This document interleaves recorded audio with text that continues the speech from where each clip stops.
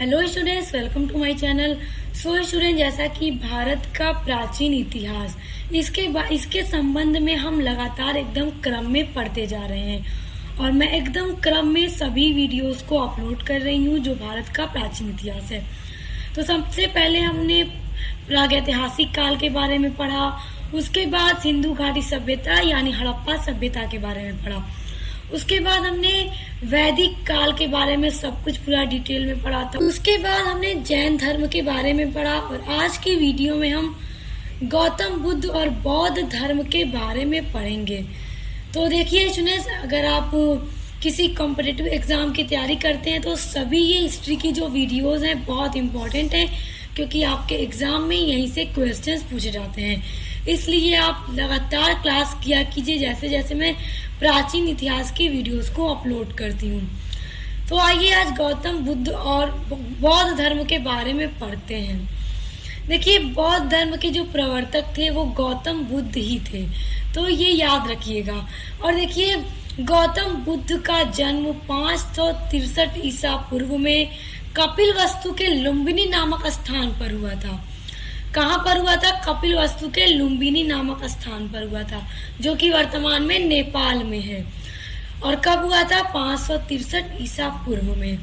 और देखिए, गौतम बुद्ध का जो बचपन का नाम था वो सिद्धार्थ था और गौतम बुद्ध के पिता का नाम सुद्धोधन था और इनकी माता का नाम था महामाया।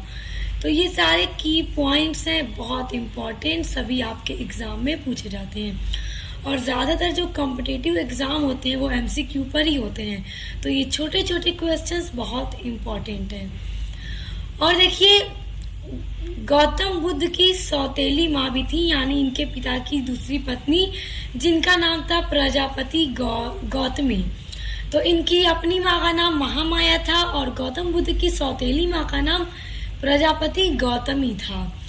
और देखिए, जब गौतम बुद्ध 16 वर्ष के थे तभी गौतम बुद्ध की शादी यशोधरा नाम की एक औरत के साथ करा दी गई थी। तो याद रखिएगा, 16 वर्ष की उम्र में गौतम बुद्ध का विवाह यशोधरा नामक स्त्री के साथ हुआ था। और जब इनका विवाह हुआ तो इनको एक पुत्र हुआ और उस पुत्र का नाम राहुल रखा गया। तो गौतम बुद्ध के पुत्र का क्या नाम था? राहुल।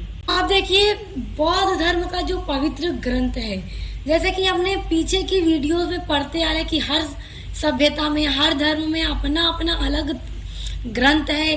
जैसे वैदिक काल में वेद थे और जैन धर्म में आगम हमने देखा था। और देखिए, बौद्ध धर्म का जो पवित्र ग्रंथ है वो है त्रिपिटक, जो कि पाली भाषा में लिखा गया है। तो त्रिपिटक किस भाषा में है? तो पाली भाषा में है। और देखिए, इनकी संख्या 3 है। त्रिपिटक की 3 संख्या है, ये 3 है। पहला है विनय पिटक। देखिए, विनय पिटक में भिक्षु एवं भिक्षुणियों के आचरण संबंधी नियम है, यानी कि विनय पिटक में क्या चीजों के बारे में वर्णन किया गया है? भिक्षु और भिक्षुणियों, इनके बारे में आचरण संबंधी नियमों का वर्णन किया गया है विनय पिटक में। और उसके बाद जो बौद्ध धर्म के पवित्र ग्रंथ का जो दूसरा अंग है वो है सुक्त पिटक। देखिए, सुक्त पिटक में बौद्ध धर्म के उपदेश संकलित हैं कि बौद्ध धर्म में मतलब कि कौन कौन से उपदेश दिए गए हैं जिनका पालन करना जरूरी है। तो वो सुक्त पिटक में पूरा लिखा गया है। और तीसरा जो पिटक है वो है अभिधम्म। तो देखिए, अभिधम्म पिटक में बौद्ध धर्म की दार्शनिक व्याख्याएं दी गई हैं। क्या वर्णन है अभिधम्म पिटक में? बौद्ध धर्म की जितनी भी दार्शनिक व्याख्याएं हैं उनका वर्णन अभिधम्म पिटक में किया गया है। इसका सबसे महत्वपूर्ण बात कथा वस्तु है। अगर एग्जाम में पूछ दे कि अभिधम्म पिटक का सबसे महत्वपूर्ण भाग कौन सा है, तो कथा वस्तु है। तो ये बौद्ध धर्म के पवित्र ग्रंथ और उनके तीनों भागों को याद रखिएगा, क्योंकि एग्जाम में पूछे जाते हैं। स्टूडेंट्स, अब देखते हैं गौतम बुद्ध के आध्यात्मिक जीवन के संबंध में। तो देखिए, जैसा कि इन्होंने जो जीवन के दुख होते हैं इन सभी से छुटकारा पाने के लिए गौतम बुद्ध जब 29 वर्ष के थे, यानी 29 ईयर की एज में, उन्होंने अपना घर बार सब कुछ त्याग दिया, अपने घर परिवार सबको सेक्रीफाइस कर दिया और कठिन तपस्या करके उन्होंने बोध गया में पीपल के वृक्ष के नीचे ज्ञान प्राप्त किया। बोध गया में इन्होंने पीपल के वृक्ष के नीचे बैठकर ज्ञान को प्राप्त किया और यह बुद्ध कहलाए। तो देखिए, जब ये बुद्ध कहलाए तो वहीं से क्या हुआ, इनका जो धर्म था बौद्ध धर्म के नाम से प्रसिद्ध हुआ। देखिए, इन्होंने अपना प्रथम जो उपदेश दिया वो सारनाथ में दिया। देखिए, ये इस पर आप लोग एकदम हाइलाइटर से इसको हाईलाइट कर लीजिए। पूछा जाता है आपके एग्जाम में कि गौतम बुद्ध ने अपना पहला उपदेश कहाँ पर दिया था, तो अपना पहला उपदेश इन्होंने सारनाथ में दिया था, जिसे इनका प्रथम चक्र प्रवर्तन कहा जाता है। इनके प्रथम उपदेश को, जो इन्होंने पहला उपदेश सारनाथ में दिया था, उसको प्रथम चक्र प्रवर्तन भी कहा जाता है। और देखिए, 483 BC में कुशीनगर में इन्होंने निर्वाण प्राप्त किया, यानी कि इनकी मृत्यु हो गई, वो मोक्ष को प्राप्त हो गए। कहाँ पर? 483 BC में कुशीनगर में इनकी मृत्यु हो गई। और जब इनकी मृत्यु हुई तो उसी को बौद्ध धर्म में महापरिनिर्वाण कहा जाता है। तो याद रखिएगा, जब इनकी मृत्यु हुई तो इसको बौद्ध धर्म में क्या कहा गया? महापरिनिर्वाण कहा गया। और देखिए स्टूडेंट्स, गौतम बुद्ध ने जीवन भर बौद्ध धर्म का प्रचार प्रसार करने में ही लगे रहे और इन्होंने जो भी उपदेश दिए वो साधारण बोलचाल की भाषा में दिया था। और देखिए, गौतम बुद्ध ने जाति, ऊंच नीच की भावना को दूर रहकर धर्म का प्रचार प्रसार किया। देखिए स्टूडेंट्स, गौतम बुद्ध का जो जन्म था वो जीवन का आनंद लेने के लिए नहीं, बल्कि इनका जन्म सत्य की खोज करने और जन कल्याण करने के लिए ही हुआ था। इसीलिए इन्होंने घर बार को त्याग दिया, अपने जीवन के दुखों को त्याग दिया, सब कुछ सैक्रिफाइस करके ये ज्ञान को प्राप्त करने में लगे रहे। और इन्होंने बौद्ध धर्म का प्रचार प्रसार किया और इन्होंने ऊंच नीच, ये जो धर्म जाति पात की जो भी भावना थी, उन सबको दूर करके इन्होंने अपने धर्म का प्रचार प्रसार किया। अब आइए स्टूडेंट्स, देखते हैं बौद्ध धर्म के कुछ शिक्षाओं और कुछ सिद्धांत के बारे में जो गौतम बुद्ध के द्वारा दिए गए हैं। देखिए, जब गौतम बुद्ध को ज्ञान की प्राप्ति हो गई थी तो इन्होंने बौद्ध धर्म के लिए कुछ सिद्धांत या फिर शिक्षाएं दी हैं, जिनमें जो पहली शिक्षा है वो है 4 आर्य सत्य। देखिए, 4 आर्य सत्य में इन्होंने 4 शिक्षाएं दी हैं बौद्ध धर्म के लिए, बौद्ध धर्म के लोगों के लिए। जिसमें पहली शिक्षा यह है कि इस संसार में दुख है। देखिए, जाहिर सी बात है, इस दुनिया में दुख ही दुख है। अगर हम देखें तो हर व्यक्ति दुखों में परेशान होता है। आज अगर वो खुश है तो कुछ न कुछ दिनों बाद उसकी जिंदगी में दुख आ ही जाते हैं। दूसरा जो शिक्षा इन्होंने दी, जो सिद्धांत बताए, संसार इस दुख का कारण है। बेशक ये भी बात एकदम सत्य इन्होंने कही कि संसार दुख का ही कारण है, यहाँ पर दुखों से कोई नहीं बच सकता, हर किसी के जीवन में दुख होते हैं। जो तीसरा इन्होंने सत्य बताया वो ये है कि दुख का कारण जो मनुष्य है उसी की तृष्णा होती है। तो चौथा कारण भी इन्होंने ये बताया, चौथा सत्य ये बताया कि अगर मनुष्य तृष्णा को नष्ट कर दे तो दुख को दूर किया जा सकता है। तो मतलब क्या है? संसार दुख है, संसार में दुख ही दुख है, संसार ही दुख का कारण है और दुख का कारण मनुष्य की तृष्णा ही होती है। अगर मनुष्य तृष्णा को त्याग कर दे, नष्ट कर दे, तो वो अपने जीवन से दुख को दूर कर सकता है। ये उनका पहला शिक्षा थी, गौतम बुद्ध की ये पहली शिक्षा थी। देखिए, इनकी दूसरी शिक्षा थी अष्टांगिक मार्ग। देखिए, अष्टांगिक मार्ग में उन्होंने ये बताया, बौद्ध धर्म के लोगों को उन्होंने ये शिक्षा दी कि तृष्णा को दूर करने के लिए तथा मोक्ष को प्राप्त करने के लिए गौतम बुद्ध ने जो मार्ग बताया उसी को अष्टांगिक मार्ग कहा जाता है।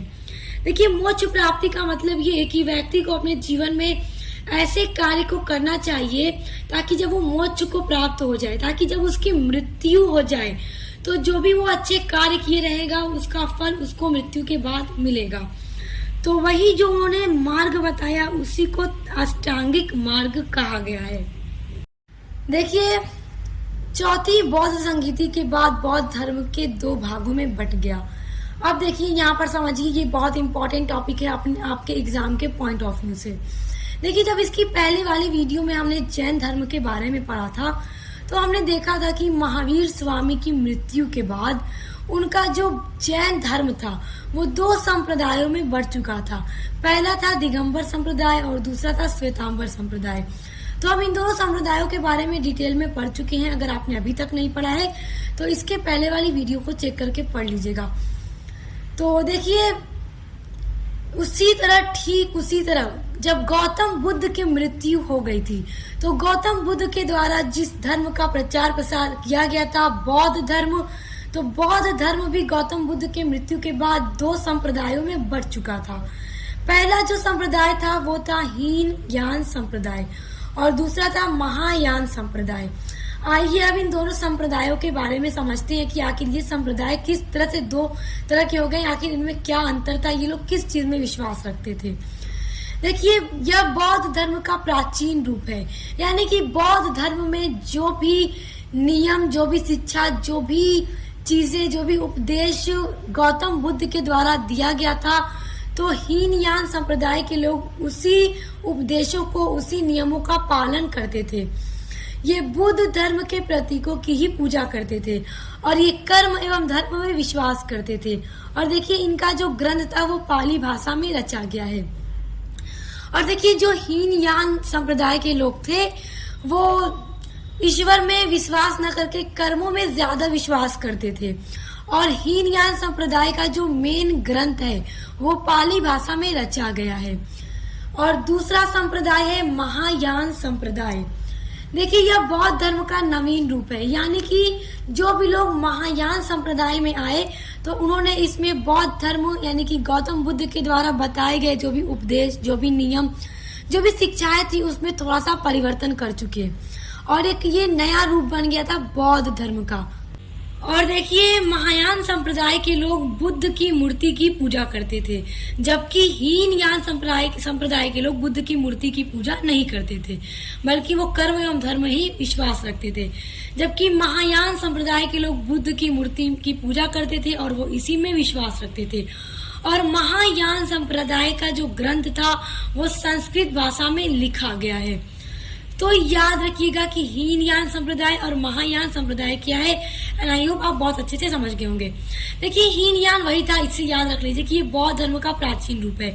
जो भी बौद्ध धर्म में गौतम बुद्ध के द्वारा बताया गया था उन्होंने उसी का पालन किया और इसमें कुछ नियमों में परिवर्तन कर दिए और ये लोग मूर्ति पूजा में विश्वास रखते थे और ये बुद्ध की मूर्ति को पूजते थे। और महायान संप्रदाय का जो ग्रंथ है वो संस्कृत भाषा में रचा गया है और हीनयान संप्रदाय का जो ग्रंथ है वो पाली भाषा में रचा गया है। सो स्टूडेंट्स, आज की वीडियो में हमने गौतम बुद्ध और बौद्ध धर्म के बारे में और उसके द्वारा जो भी संप्रदाय बटे उन सभी के बारे में आज की वीडियो में हमने पूरा डिटेल में पढ़ लिया और यहीं से आपके एग्जाम में प्रश्न बनकर आते हैं। इससे बाहर आपके एग्जाम में कुछ भी नहीं आएगा। तो इसीलिए आप अपने प्राचीन इतिहास को पढ़ने के लिए मेरे चैनल को सब्सक्राइब करके बेल आइकन को प्रेस कर लीजिए, क्योंकि मैं एक एक वीडियो एकदम क्रम में अपलोड करती हूँ। कैसे क्या हुआ, उसके बाद जो काल जो सभ्यताएं उनके बारे में सब सीक्वेंस में अपलोड करती हूँ। तो देखिए, क्रम के हिसाब से देखें तो आपका अगला टॉपिक महाजनपद होगा, तो इसलिए हम अगली वीडियो में महाजनपद के बारे में पूरा डिटेल में पढ़ेंगे। तो उसको पढ़ने के लिए चैनल को सब्सक्राइब करके बेल आइकन को प्रेस कर लीजिए, ताकि जैसे जैसे वीडियोस आती जाए आपको नोटिफिकेशन मिलता रहे और आप उसको पढ़कर अपने एग्जाम की तैयारी करते रहें। तो हम मिलते हैं नेक्स्ट वीडियो के साथ।